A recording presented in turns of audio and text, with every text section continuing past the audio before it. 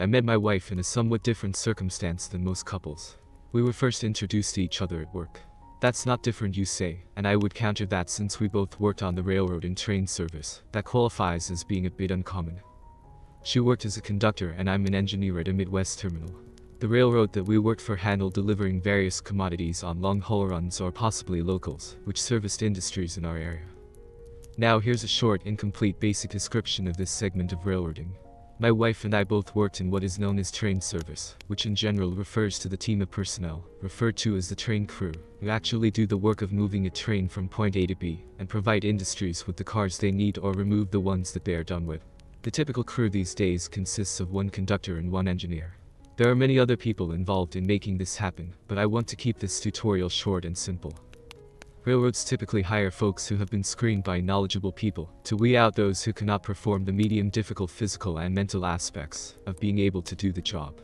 What is truer though, the pre-employment screening is to get rid of drug users, lazy people, or those that don't want to work weekends, which is where new hires are needed. It is not a 9-to-5 Monday to Friday life. Being called to duty late at night or on weekends with short notice given to report to work is typical of a railroader's life. Oh, and did I mention that most likely, you have no idea of when you'll be back home? So, when the significant other asks, when will you be home? The good answer often is a lousy guess at best. So, why does anyone do it? Good question. The money, benefits, and the pension package are pretty good, so there's that. Also, some of us are just fucking idiots that have it in our blood, and can't come to grips with working a normal job. In general, for the larger railroads, the crews are union employees. Unlike many other industries, where one union represents all of the workers, railroads have many different crafts that are represented by their own specific union.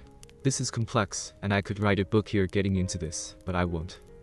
My wife was hired out on this particular railroad several years after me, and was working at a different terminal, so we hadn't met until 5 years ago when she transferred in. Being a very sexy-looking 27-year-old divorcee, Dinah got the attention of every railroader in the terminal. Train crews, office personnel, and bosses all paid attention. Hell, even the other women were well aware. I'm not saying they wanted to date her, well maybe some did, but everyone took notice, me included. Anyway, with a little arm twisting of a supervisor who owed me a favor, she got assigned to my crew to learn our territory. After enough unpaid time spent with my conductor, she would go before the trainmaster for testing to demonstrate that she was worthy of being qualified on that segment of railroad, and could begin working as a conductor on her own. She was motivated to leap over that hurdle in faster than normal time, as being a divorcee with no mom and dad to foot her bills, she needed an income. I should also mention that she was very intelligent and able to absorb all of the important info Annie Taylor, my regular conductor, and I, Bill Matthews, needed to impart to her so she could operate efficiently and safely. Here again, a discussion on qualifying could get very lengthy, but you now know all you need to for my tale. The other thing that happened during Dinah's qualification process was that she and I seemed to have chemistry. To Andy's great delight, he noticed before I acknowledged its existence, and tortured me daily, telling me that she would own me before the year's end, and that her magnificent peach would be my downfall. He, of course, couldn't get enough of watching her peach as she climbed ladders. Some of them on railroad cars, hell, just to get on an engine you had to climb up a ladder, and didn't he always let her go up first? Truth be told, I got in a position to take in the view as often as possible myself. As I was fully aware that my time hugging Dinah's attention was short, and she'd soon qualify and be out on her own, with other engineers. I felt lucky Andy was not competition for me. He is a bit younger, very fit and very good looking, but he was also very married and loyal to a fault. If you saw his wife, you'd understand. Heather was awesome and took a back seat to no woman. I needed to make a move. Being on long pull runs, it is common at the end of a haul for the crew to go out together for a bite to eat, and, depending on the time of day, perhaps a drink or two. Andy and I typically followed this practice when we reached an away-from-home destination, which meant checking into the hotel, showering, getting something to eat, maybe some TV, phone home, and hitting the bed to get well rested for the run back to the home terminal. The call to man a return train might happen in as little as 8 hours. For us, the sooner it came, the better. When we returned to our home terminal, it was hoped by many of us for a little off time to share with family or friends. Andy loved his family, and his premium seniority would allow him to hold jobs that didn't keep him away from them as much, but they needed money to step into a nicer house. We made money, lots of it. Since being assigned to our crew, Dinah was immediately invited to join us for our post-trip activity, which she agreed to right away, and seemed to appreciate the gesture by us to include her. After the first couple of trips to a distant terminal with Dinah joining us for dinner, Andy decided that I needed help and began to beg off, claiming this or that, leaving the breakfast, lunch, or dinner date to just Dinah and me. I was smitten. Andy knew it, I knew it, hell, I think the whole terminal knew it. Andy's ribbing aside, I decided that I wanted to see if there was a possibility of a future with this mesmerizing creature. I couldn't believe my good luck when she did not object to it being just me. Dinah even giggled and made a joke that Andy might be trying to play Cupid. Looking back, I suppose that was done to test my reaction, and very quickly we both started treating the end of trip ritual less like two coworkers catching a bite to eat, and more like a date. Our relationship was moving forward at a steady pace, but I was afraid that it had not moved fast enough. I wanted my shot with her, but in my mind, she would soon get her test to qualify, and I doubted she would fail. That would mean she would get marked up to whatever job she had enough seniority to hold. In other words, most likely working with some other guy. Smelling her perfume, admiring her figure, drinking in Dinah's sexual being would be enjoyed by some other ducking guy. Yeah, there were several female engineers that she might work with, but the odds were against me. Most of the time it would be a man. Duck. The following week I was shocked to see her report to duty with Andy and me, as I was sure she qualified a day ago when the trainmaster called her into his office after our trip to the home terminal. She told us that she just didn't feel quite ready and asked for another week of qualifying runs. Specifically telling the trainmaster that she needed more time with trains containing hazardous material. All train service personnel are trained to handle hazmat cars, but it is a bit more real in actual practice, so her request wasn't unbelievable. I expected that we would get a few more of those types of trains for the next week. Okay, good for me. On the next trip, we got a train of 106 cars, which included 25 cars loaded with nitric acid that needed to be dropped off at a plant some 56 miles away. She would get some real hazmat experience. At dinner, I got a tip from a friend that we would get minimum rest. Even with the threat of a short amount of time off, I asked Dinah if she would like a drink before we called it a night. She said that she'd love one. Going for broke, with one Jack and Coke down and halfway through another, I told her that I wanted more than being a casual acquaintance of hers. Yeah, I said it just that way, Mr. Smooth, what a joke.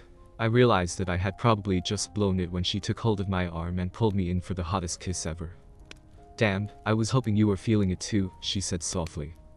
The rest of the short night we spent getting to know each other in a more personal way, not like coworkers, but as two people testing the water to see if they want to take it further. Early the next morning we relieved another crew and delivered a hot train to our home terminal. Hot trains are those that are given priority for various reasons. After marking off duty in the computer at our home terminal, Dinah asked if I'd like to come over to her place for dinner. I don't have to tell you my answer. This was what I was hoping for, she was reaching out to me. The evening went well, with some good old-fashioned necking on her couch, which became so steamed that she started to act as if she wasn't sure about what we were doing. To alleviate her uncertainty, I announced that it was time for me to leave, making her decision of whether to have sex with me moot. Her reaction to my sudden withdrawal was hard to read. Maybe relief, but also some disappointment. I was uncertain, but I did feel as though I hadn't lost any points with her due to my response. I was hopeful that she would, instead, appreciate that I didn't try to push her into something. Evidence of my hope was received at her door when the goodnight kiss she gave me curled my toes. That night I learned that she had been married and divorced a cheating husband. It was welcome news to me because I felt very strongly about cheating and cheaters. It was heartening to hear her echo my sentiments on that subject. Our next trip out was a tough one at night. The visibility had been very poor in the driving rain, and we had all been straining our eyes watching for signals and things on or near the tracks that shouldn't be there. When we arrived, we all went to breakfast and checked into the hotel. I promised Dinah to talk later, but I needed a shower and to get some sleep. All three of us, Andy, Dinah, and me, had rooms on the same floor, and when we arrived at her door, Andy and I told her goodnight. Being fairly tired, she just nodded but added a kiss on my cheek. After she closed her door, Andy chuckled all the way to his room and said, "Good night, lover," as I opened the door to my room. 4 hours later I heard a knock at my door. It was Dinah. "I can't sleep. There is something that I want to say to you," she whispered while looking at the floor. I opened the door wider and invited her in with a hand gesture. As there is not always a lot of furniture in hotels, she sat in the only chair and I on the bed. "I've been thinking a lot about last time," she said with a sparse description, though I knew immediately it was about my abrupt ending of our makeout session. "I'm not easy. I mean not an easy lay. Sex has to be with my guy. My one and only guy. And I have to be his one and only. Is it a problem for you, for us?" "Not in the least," I answered. "Are you sure? You looked undecided if you wanted to get that involved with me," she asked. My only concern was that you seemed undecided about me, and I did not want to push you to a place that you weren't ready to go. I was content to wait until I got a sign that you wanted more, I replied. I know that we may get called to work in a few hours, and we need some sleep. But would you be alright with me spending that time with you, in your bed? She asked. That's exactly the kind of sign that I was talking about. Go get your stuff, I said quickly, trying not to let my excitement turn me into a babbling fool. She must have been already packed because it only took seconds for her to open her door and reappear with her grip in hand and a disarming smile. We both took a turn in the bathroom, and I was already under a sheet in my boxers when she emerged with only a towel wrapped around her. Before we do this, let's clarify a few things. Are we now a couple? Are we exclusive? I asked. As an answer, she dropped the towel, crawled into my bed, and said, "You are my guy until you say otherwise." Fortunately for us, the bad weather had not only made our trip out difficult, but also slowed down railroad progress. There had been problems getting crews to and from trains that had caused many delays. The expectation that we were going to be called to duty the instant our legal rest was up turned out to be wrong, and we ended up getting a welcome extra 6 hours before we had to report for duty. After exchanging a couple of texts with Andy about getting something to eat, I began to invent a plan to give Dinah a cover story. I was trying to be protective and didn't want her to be embarrassed if Andy figured out where she had spent the night.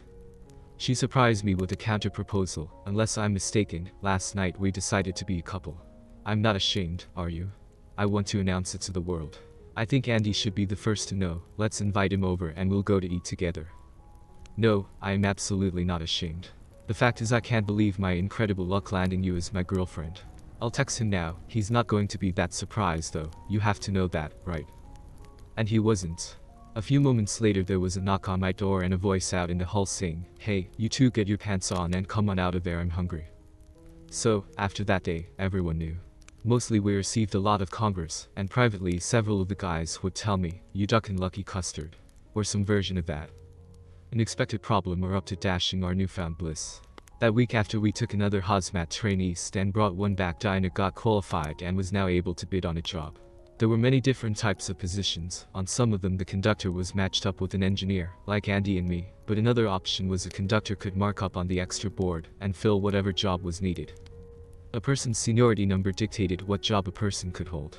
Fortunately, Dinah's number was not too bad, so she'd have some choices. There are many jobs for a conductor without an engineer. Most of those get handled by the extra board, and depending on many factors, life there can be hectic, but also possibly lucrative. I had been working long-haul, fast freight trains, which often are the biggest money makers, and thereby the most sought after.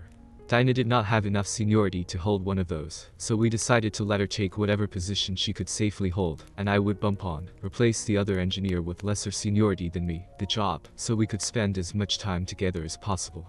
Every once in a while, the tide would shift, people moving around switching jobs, and someone would bump her off the job, and it might be a little while before we could team up again. We did the best we could, and after a year we decided to make our life together permanent by getting married. Fast forward 3 years. I started dropping hints about whether we should consider expanding our family. Dinah's reaction was not what I anticipated. That is, it was more pensive than I expected. While she did not give the indication that it was not something she wanted, there was a notable lack of support. There was something else putting little ripples in our pond beside the cool reception to having babies. Our being able to stay together on the same job had always been somewhat of a challenge, but recently, she had taken a vacation vacancy on a road job, telling me that the intent was to make a little extra money. After that came a series of her choices that seemed as though she wanted to be working separately. The kicker came when we finally were able to get back on the same shift, and I got bumped off of it by an engineer who I believed always stayed with the higher paying jobs. I was pondering why Jim Bedlam would make such a move when I got a text from Andy, requesting that we meet up for a beer soon. The do-drop-in was selected, and when I entered, Andy was at a booth in the back sucking down a cold one with purpose. I knew immediately that this wasn't going to be pleasant. He never drank fast and never a lot, but there were already 3 empties on his table. I sat down and waved to the waitress for a couple more, and wondered out loud about the news he was going to share. "Well, I see one of us has a ducking problem. You or me?" "I'm sorry. I absolutely hate to be the one to lay this on you, but Jesus Christ, Bill Duck. Come on, Andy, we've been friends too long. You know that whatever it is, I won't hold it against you. Spill it." I was on a run out east and ran into Slide Jenner at the hotel he had brought in a westbound. We're shooting the sheep, and Dinah's name comes up when he's asking about how you're doing. Sheep. Andy went on to tell me that according to old Sly, her marriage didn't break up because her ex cheated, but because she did. The way our old acquaintance told it, her former husband was one hell of a good guy, Sly's financial guy or something, and was devastated when he found out she was playing around with some other clock. According to the gossip, that was her mo, a few years with the guy then itchy pants, and wham, new blood. Buddy, that's not what I want to hear, but I'm not much for cheap talk, I stated with a bit more confidence than I really felt. Hey, me neither, you know that. But I've been watching. What's with the moves she's been making? Kinda seems like she don't want to be on the same job with you. Did you duck up and are now getting punished?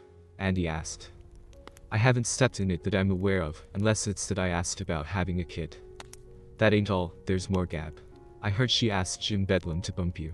Got no proof, but it's going around the terminal.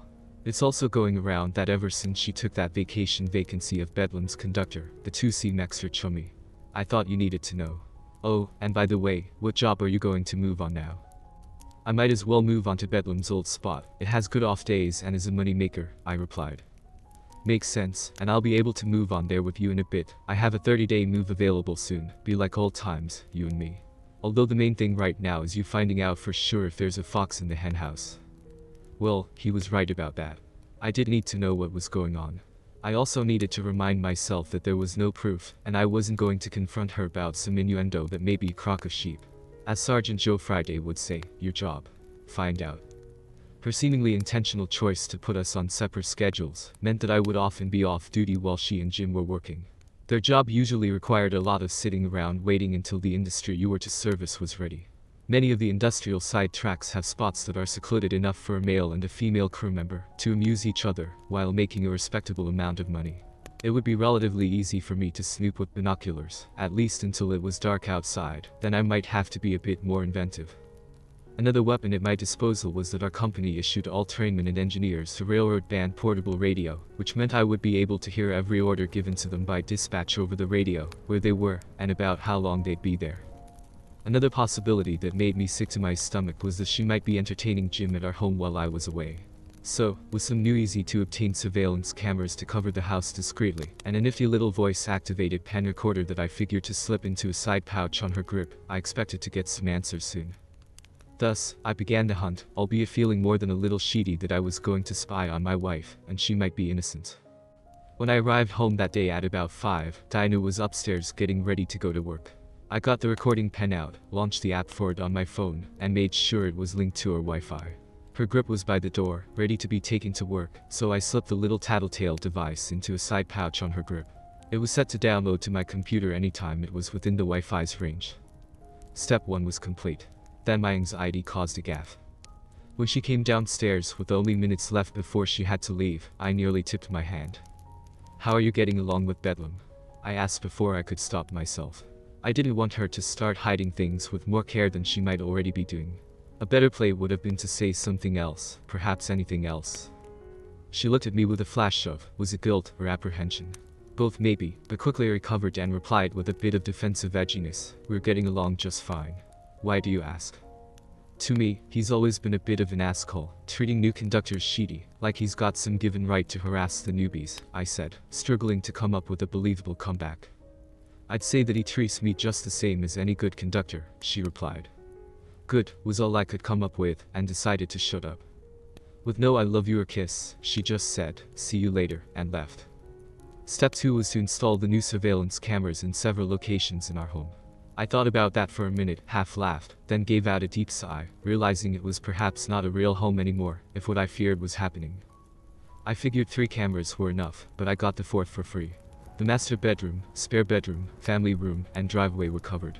The guy showed me that these higher-end cameras had AI built in and could track and zoom a bit automatically. I ran some tests walking about the field of view in each location, and the results were good. The video was uploaded to a private account on the cloud automatically, and could be accessed by my computer or phone on demand. There was time for me to go on a surveillance run, so I dressed up in some camo hunting gear, got binoculars, my phone and company radio. Their initial orders were given to them by phone, so I had no idea where their power, locomotives, was. Usually, they were on number 14 track at the terminal's yard. Getting to an access point where I could see if their power was there, yet not be seen by anyone else wasn't easy. When I first heard them on the radio getting track clearance, I was far away. By the time I got to where they were headed, they were working. Their next move to service another customer would be made with no delay. To make a long story short, I ran out of time and had no success ascertaining if an affair was happening. I left for home needing to get some rest for my next trip. I reminded myself that it didn't matter that I failed as a spy this first time. If they were already having an affair, or if she was about to cheat, my marriage was over regardless. Dinah came home in the wee hours, showered, and slipped into bed without a word as I pretended to be asleep. I didn't know if she would be in the mood or not. I certainly was not and didn't want to cause her to be suspicious by rejecting her, something that I had never done. I was due to get called early the next day for a trip east which would take me out of town for a couple of days. Extending my absence by taking a couple of personal days would allow me to get a jump on investigating my wife's activities. She would see that the way I had put in for personal time meant that I'd be at an away terminal while I was off. The unusual request would not be lost on her. Why would I request to be off away from home would be a question that she would ask herself. The more interesting thing was how she would react. Would she call me and inquire as to why I would do such a thing, possibly offering to drive out and spend that time with me? Or would she view it as a lucky windfall of opportunity to play house with a duck buddy? As forecast, I got called, took a train east, and checked into the hotel. My conductor couldn't believe it when I informed him that I was going to be off personal and wouldn't be going with him on the return train. I then set out to rent a car and check into a new hotel, as the railroad would not pay for my room while I was off. Shortly after getting the car, my cell rang. It was Andy. "What the duck are you up to, Tracy?" he queried, making a not-so-subtle reference to the comic book detective Dick Tracy. Not being sure just how much I wanted to admit to my old partner, I stammered, "Oh, I don't know, Just checking up on Dinah, and don't try to bullshit me," he interrupted my effort of a lame excuse. "Duck Andy, something's not right and I gotta know what's going on. I've been expecting you to do something weird. I was fixin' to call anyway. I've been doing some snooping too. You know that I've always got your back," he said, then went on to tell me several things that, while not proof of infidelity, put Dinah in a very bad light. It all kept coming back to her in Bedlam. He reminded me that this was thin evidence, hearsay and all, but why would that prick leave a money job for that one? Sure, some locals did pretty good money-wise, but not the 6 p.m, that's why most of us didn't want it. I was only on it so I could spend the maximum time with my wife. "I know what you're thinking, buddy. I can only come up with one reason, same as you. He's there for Dinah," and he spit out exactly what was on my mind. "We both know that he's a self-proclaimed clocksman," and he continued, "likely, he'll not keep her long. Usually dumps them after a few months. What do you want to do? Duck him up?" Sure, I wanted to beat the living sheep out of that deckhead if he was doing my wife. But I needed facts. I might well lose my job if I launched into him. Then what if I found out that the rumors were just ugly false gossip? Besides, though I'm no slouch, fairly fit and all, Jim Bedlam was a big powerful man who played linebacker at a Division II college, until he got injured and couldn't afford to stay in school without scholarship money. I surely didn't want to engage him in a fair fight, only to be laid out, and then find out I was wrong about them having an affair. The play was for me to ask Andy to keep snooping, and for me to see if my surveillance measures revealed anything. Andy and I agreed to compare notes after dinner. As I sat alone at the dining table, my supper was served, as was the first several nails to the coffin of my marriage. Having sat down to eat, I ordered, then opened my laptop to a live feed of the cameras I had placed around my home. No one was home, but that wasn't unexpected. Her job had just gone on duty, and would be working at this time of day. The next check was the recorder that I slipped into her grip, which downloaded all recordings every time it came in range of my home Wi-Fi. Nothing there either, so I decided to visit the bar and have a couple of drinks. About 2 hours later, I got an alert that there was some activity at the house. It turned out to be Dinah moving about inside and changing clothes. No audio files had been downloaded when she walked into the house. I quickly realized that I had missed one authorization needed to start the recorder to do its thing. I clicked the required box OK, and the device was then ready to work. Dinah had been getting ready to go out again, though from the way she was dressed, it did not look like a date. Her phone beeped and she answered, but she had moved into the kitchen, and the living room mic was too far away to hear anything meaningful. Fortunately, she had taken her grip with her to put it next to the door where she always leaves it between jobs. I decided to order another drink and wait until the little recorder downloaded to the app. I'd hear it then. It didn't take long. As soon as she finished talking, she got in her car and drove off. Seconds later, the app on my phone announced that a new audio file was available. I wasn't prepared to hear what that audio file would reveal. "Jim, yeah, it's me. Listen, I know we're having fun, but you've got to back off on that idea of rubbing Bill's nose in it. The other side of the conversation, what Jim was saying was not recorded. Had she been driving with her grip with her instead of her purse and the Bluetooth in her car engaged, I would have heard his end of what I was becoming sure of, that my wife was ducking this prick. No, I'm not going to do that. He's a good guy, and the truth is I love him and need to keep this recreational thing with you under wraps. A pause while Jim must have been talking. Yes, of course, I love your big deck. Another pause. Listen, yes I know Bill took a train east and took some personal time there. I'm worried he suspects something. Look, those little games that we've been playing are fun, really exciting actually. You pounding away at me as we move down the track with the engine rocking is beyond anything I've ever done, but the last time when you kept at it as we approached the stop signal, Jesus, that was so intense. We are so lucky you were able to reach over and set the air brake to get us stopped in time. Another pause. I know, can you imagine if we ran through a stop signal, and somehow it came out that you had your deck buried in me, and that's what caused the blunder? What if we slammed into another train? Another pause. Alright. I know we said it would be fun to spend a night together. Another pause. Okay, just this once. I'm home now, but since we got off early today, I want to go out shopping and won't be back for a little longer. Go over to the mall and park near the bank at 11 o'clock. I'll pick you up, and we can slip in the house through the garage so no one will see us. Last pause. Yeah, okay. See you at 11. I thought to myself, well, there you have it. Positive proof that my marriage is over, and I likely have video evidence to use against her before tomorrow. All that's needed now is for me to decide how to get some satisfaction. Duck those two, duck them both, but how? I called Andy and filled him in on what I had just learned. He told me to not do anything stupid, don't contact her or tip her off as to what I knew. Lastly, he said, come to my house in the morning, and we'll put together a plan that will take them both down hard. As midnight approached, I knew that the video evidence against my wife was probably piling up megabyte by megabyte, but I couldn't bring myself to look at it. Sleep that night was difficult, but eventually exhaustion won out. At breakfast, Andy called and asked if I was on my way and if any useful video got recorded. I told him that I was just about to start back, and that though there were files recorded on my security site, I couldn't bring myself to watch any of them. Andy, I'm going to ask a tough favor of you, watch them for me. All I need to know is if it's as bad as I think. Then I passed on the login info and password to him. 4 hours later I was at the outskirts of town and gave Andy a call. He answered, it's at least as bad as you thought, worse. Meet me at the dewdrop now. When I walked in, Andy had us a table in the corner away from the few people getting some lunch. I've got an idea, but it may be too extreme for you, he said. I'm not sure there is anything that I would consider over the top, I answered. Well, here's an idea that I've been spinning around in my devious little head all morning.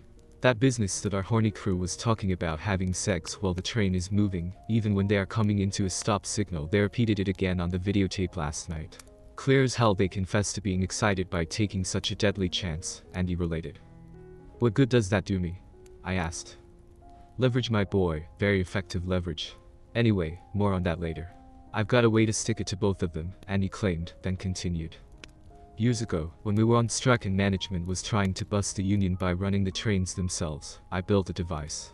It could be quickly attached to a signal, and could show a clear indication instead of the stop signal that was actually being displayed. Christ, Andy, you could get somebody killed that way, I exclaimed. Nah, I never used it. Too worried about something going wrong, I guess. Plus I didn't trust anyone enough to help me carry out the disruption in a way that nobody got hurt. Now I got a partner I know that I can count on to pull this off with no damage or harm to anyone. I thought this through, brother. Working together, by listening to our company radios and using cell phones to ensure we know what trains are moving, and where we only spring the trap if all of the pieces are in place. What we'll be watching for is the dispatcher's intent to hold a 6 p.m. job at CP35 like they often do while he runs a westbound that is to clear up on the Sandy River sighting. As you know, this often means a wait of at least an hour at that CP point.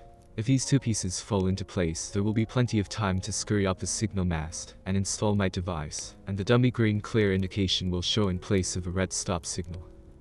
As soon as our hapless sex train blows through that false signal, all hell will break loose, but 10 minutes after they run through it, hell before they even get stopped, the device can be removed, and our duo will have a sheepload to explain. No damage to any equipment or personnel at all, perfect. There's more, but I better let you digest what I've said so far, Andy quipped. Duck, you think that can really be pulled off? I asked. You bet your ass, Andy replied confidently.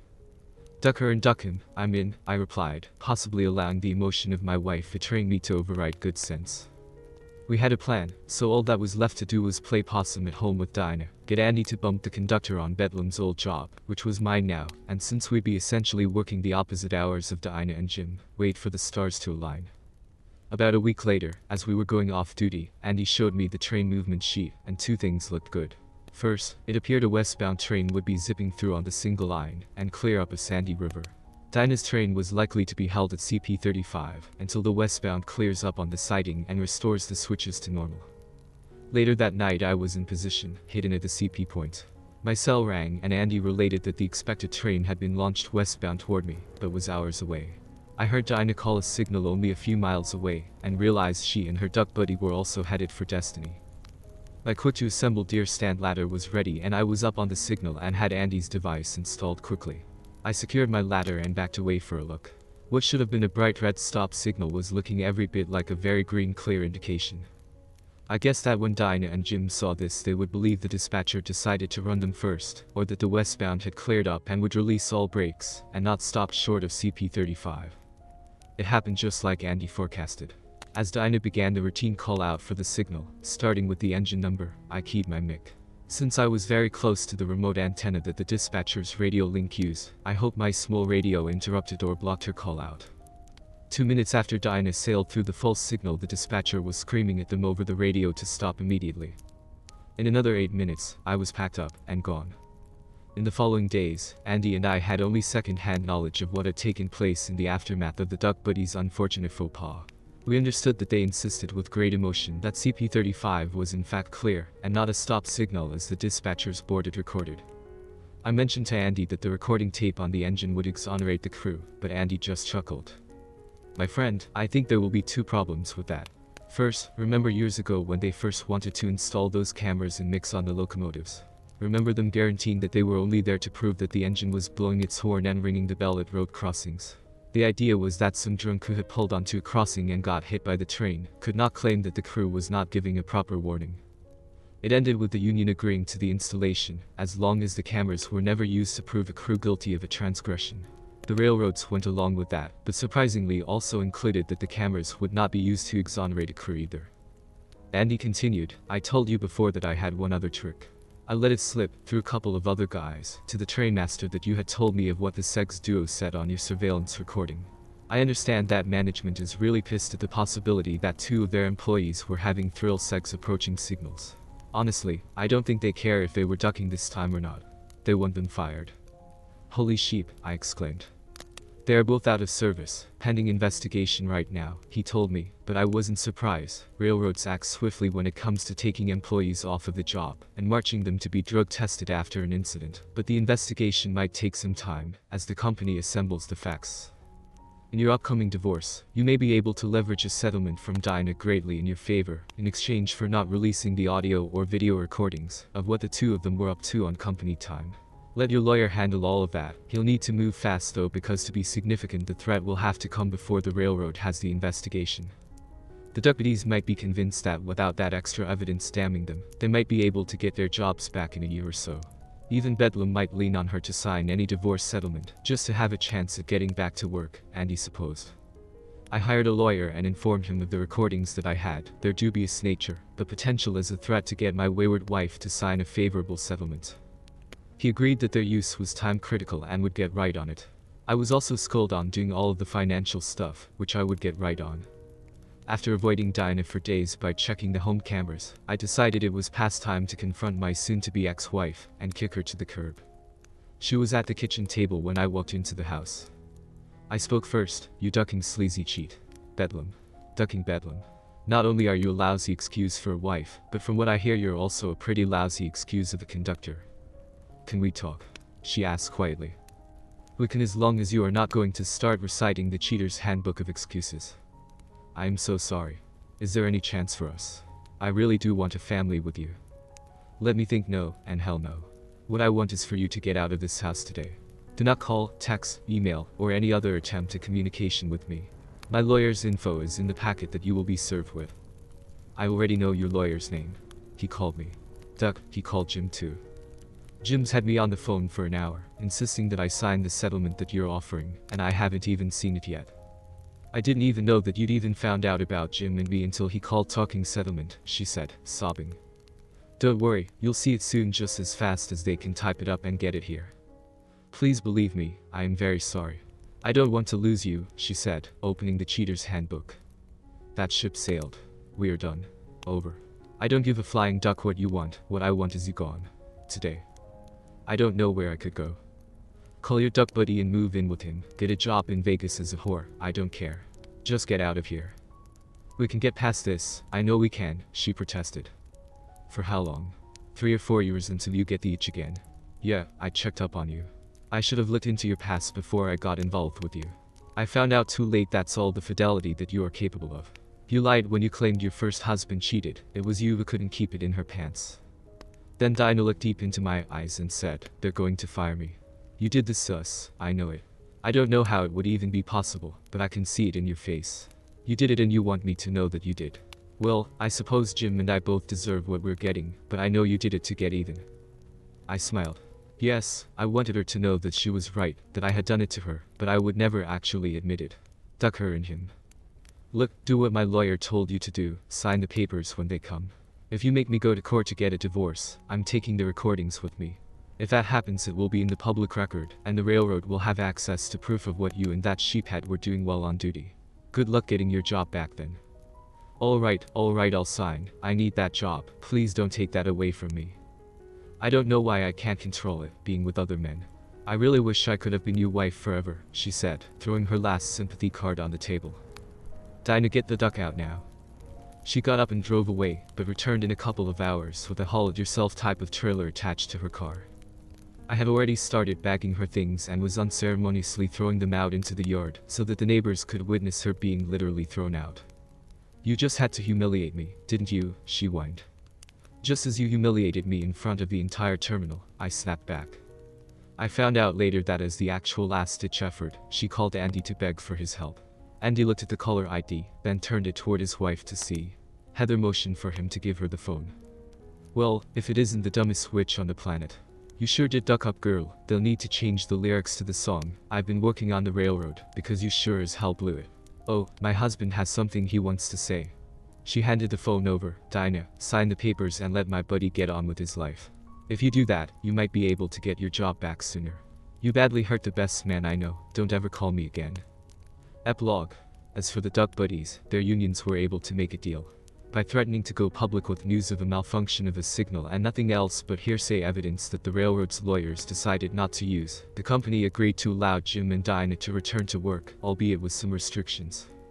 Rumor was that the brass did look at the engine's onboard video, and saw that the signal did look green, clear, but could not explain how that was possible, and didn't want the system's integrity questioned. The union's play got the cheaters back to work, but local management insisted that they work elsewhere, preferably at the end of the line. To get back to work, making money quickly, the two duck buddies agreed to accept their punishment of lost time, 4 months, and transfer to a distant terminal. They never became a couple, I was told. Of course, I replied, I don't give a duck what they do. As for me, I was grief-stricken for over a year. I eventually broke out of my shell when Andy introduced me to a very nice young woman who happened to be one of his kids' teachers. I was enchanted with Linda. No, not the February sucks Linda. Even though she was somewhat younger than me and had also suffered a bad relationship. We both agreed that there was some chemistry and wished to see where it might lead. Progress was slow, and we seemed to step on each other's toes even while trying hard not to, but the attraction was undeniable, and both of us pressed our relationship forward. At the end of 4 months as a couple, the battle was over. We had both successfully exorcised our demons of the past, and won each other's hearts. With an absence of lingering doubt, our wedding was set. 2 years after that, our first child arrived, a boy named Andy. We are working on a sister for him. With love from Linda and young Andy filling my heart, Dinah is nothing more than a distant bad memory that no longer haunts me.